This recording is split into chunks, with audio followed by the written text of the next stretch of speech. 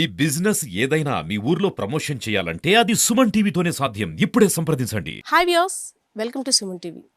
ఆహ్లాదకరమైన వాతావరణం, సుందరమైన నందనవనం, ఇలాంటి ప్రాంతంలో చదివే విద్యార్థులు నిజంగా అదృష్టవంతులే కదా. నిజమే, మీరు వింటుంది వాస్తవమే. విజయనగరం జిల్లా చివురుపల్లి నియోజకవర్గం పేర్పి గ్రామంలో ఉన్న ఉపాధ్యాయులు రవి కిషోర్ గారు, ప్రధాన ఉపాధ్యాయులైనటువంటి ఆయన సొంత డబ్బులతో పాఠశాలలో ఏర్పాటు చేసిన పరికరాలు అవన్నీ చూస్తే ఎవరైనా వావ్ అనాల్సిందే. సో విద్యార్థులు ఒక మంచి ఆహ్లాదకరమైన వాతావరణంలో విద్యను అభ్యసించినట్టయితే వారికి మంచి భవిష్యత్తుని ఇవ్వగలుగుతామనే ఆలోచనతో ప్రధాన ఉపాధ్యాయులు చేసిన ఆలోచనని అందరూ కూడా మెచ్చుకోవాల్సిందే. సో ఆయనతో మాట్లాడదాం, రవి కిషోర్ గారితో.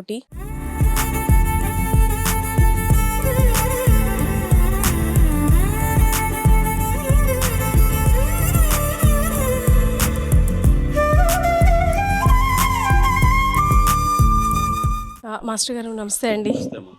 నిజంగా ఈ స్కూల్ పరిసరాలు అవి చూసినట్టయితే మా చిన్నతనంలో ఇలాంటి వాతావరణం ఇంత ఆహ్లాదకరంగా ఉంటే ఇంకెంత బాగా చదువుకున్న వాళ్ళమేమో అనిపించేటట్టు తయారు చేశారు ఇక్కడ.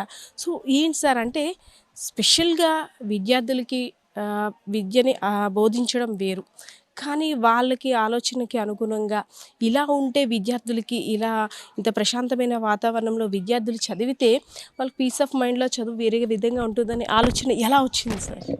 పూర్వం మేము చిన్నప్పుడు ప్రభుత్వ పాఠశాలలో చదువుకున్నామమ్మా. అప్పుడు ప్రైవేట్ పాఠశాల చూసిన తర్వాత మా స్కూల్స్ కూడా ఇలాగ ఉంటే బాగుండు అనిపించేది. ఆ దృష్టిలో పెట్టుకొని మేము ఉపాధ్యాయులు అయిన తర్వాత మేము ఎక్కడికి వెళ్తే అక్కడ ముందు ఆహ్లాదకరమైన వాతావరణం ఉంటే ఆటోమేటిక్గా విద్యార్థులందరూ కూడా అకాడమిక్ స్టాండర్డ్స్లో కూడా దృష్టి పెడతారు. ఒక మంచి వాతావరణం ఉంటే విద్య కూడా వేగంగా వాళ్ళకి లభిస్తుందనే ఉద్దేశంతో ముందు ఎక్కడికి వెళ్ళినా ముందు ఆహ్లాదకరమైన వాతావరణం ఇవ్వడానికి ప్రయత్నం చేస్తున్నాం. మా ప్రభుత్వం కూడా ఈ మధ్య మా పాఠశాల అభివృద్ధికి అనేక రకమైన నిధులు మంజూరు చేస్తుంది. ఆ నిధులన్నింటినీ కూడా మేమేం చేస్తున్నాం, సద్వినియోగం చేసుకున్నాం. అది కాకుండా ఇంకా కొన్ని అవసరాల కోసం ఏం చేసామంటే మా పూర్వ విద్యార్థుల సహాయ సహకారాలు తీసుకున్నాం. దానివల్లే ఇప్పుడు మీరు చూస్తుంటారు తర్వాత సీసీ కెమెరాలు, కంప్యూటర్లు, ప్రింటర్లు. అంటే ముందు మేము డెవలప్ చేసాం, 3-4 సంవత్సరాలు డెవలప్ చేసిన తర్వాత అప్పుడు వాళ్ళందరి దృష్టి ఇక్కడ ఏదో జరుగుతుందన్న ఒక ఉద్దేశం వచ్చిన తర్వాత మేము కూడా మీ సహాయ సహకారాలు ఇస్తామని వచ్చారు.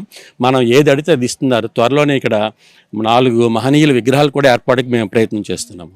అంటే వచ్చామా స్కూల్కి టీచింగ్ చేసి వెళ్ళిపోయామా, మన పని అయిపోయింది. సో ఇంతవరకు ఆలోచించేవారు కొంతమంది ఉపాధ్యాయులు ఉంటారు, కానీ ఇంకా ఇన్నోవేటివ్గా ఆలోచించాలి, విద్యార్థులకి ఎలాంటి వసతుల్ని సమకూర్చాలి, విద్యార్థులకి ఇంకా మనం ఏం చేయాలి అని ఆలోచించేవారు కొంతమంది ఉంటారు. అంటే లోపల చూస్తున్నాం సీసీ కెమెరాస్ కానీ లైబ్రరీ అంతా అరేంజ్మెంట్స్ అంతా ఒక డిఫరెంట్గా ఉంది. చాలా ప్రెమిసెస్ కూడా చాలా నీట్గా ఉంది. విద్యార్థులు కూడా క్రమశిక్షణగా ఆర్ట్స్ కానీ అంతా కూడా వాళ్ళు క్రమశిక్షణగా ఫాలో అవుతున్నారు. సో ఎలా అనిపిస్తుంది సార్ ఈ స్కూల్ ప్రెమిసెస్ చూస్తే? వాళ్ళందరూ వచ్చి మీకు చెప్తుంటారు కదా, మాస్టారు ఇక్కడికి వచ్చిన తర్వాత అసలు అంటే మీ ఆధ్వర్యంలో ఎంత చక్కగా ఉంది అంటుంటారు కదా, ఎలా అనిపిస్తుంది? అంటే ప్రభుత్వం కొన్ని వసతులు కల్పిస్తున్నది, మరి కొన్ని వసతులు మాకు అవసరము. అవి అన్నింటినీ ప్రభుత్వం సమకూర్చలేదు. అప్పుడు ఏం చేస్తున్నామంటే సమాజ భాగస్వామ్యం అని తీసుకుంటున్నాము. ఎక్కడైతే సమాజ భాగస్వామ్యం ఉంటుందో ఆటోమేటిక్గా పాఠశాల అభివృద్ధి చెందుతుంది.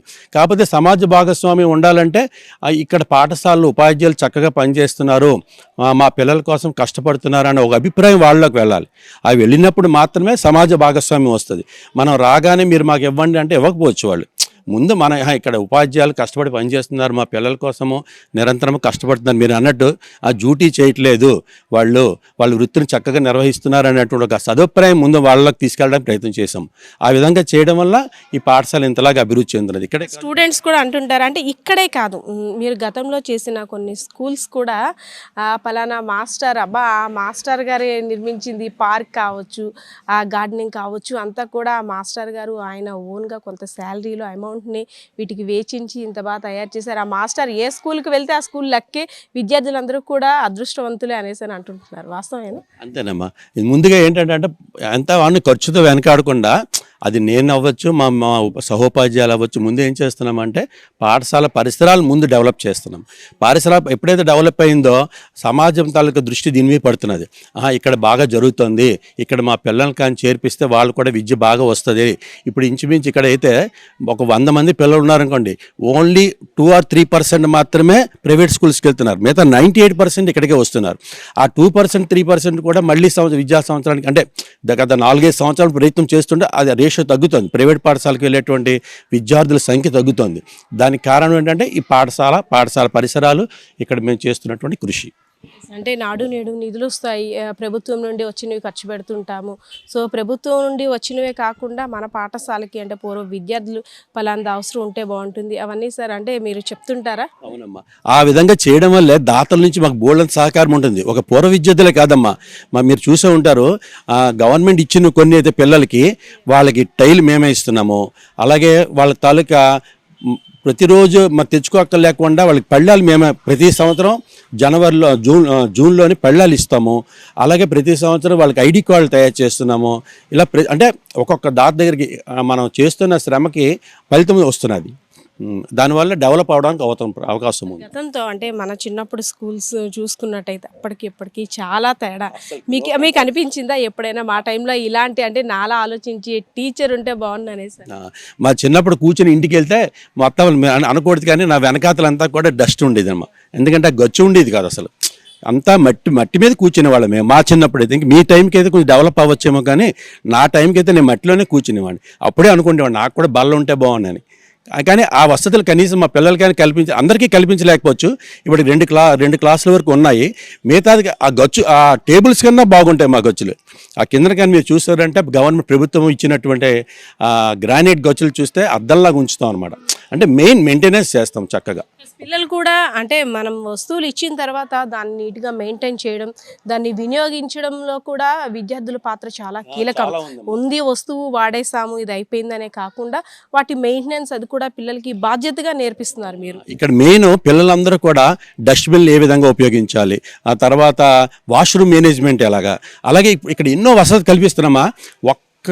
గ్రామ ప్రజలు కూడా లోపలికి వచ్చి పాడు చేయడం కానీ దీన్ని ఇబ్బంది పెట్టడం కానీ చేయట్లేదు. అదంతా ఇక్కడ మంచి కార్యక్రమం జరుగుతుంది, దీన్ని ఇబ్బంది పెట్టకూడదు అని వాళ్ళ ఉద్దేశం. Thank you so much sir. మీలాంటి మాస్టర్ అందరు పిల్లలు కూడా అన్ని స్కూల్లో కూడా ఉండాలని మేమైతే అనుకుంటున్నాం. Thank you so much.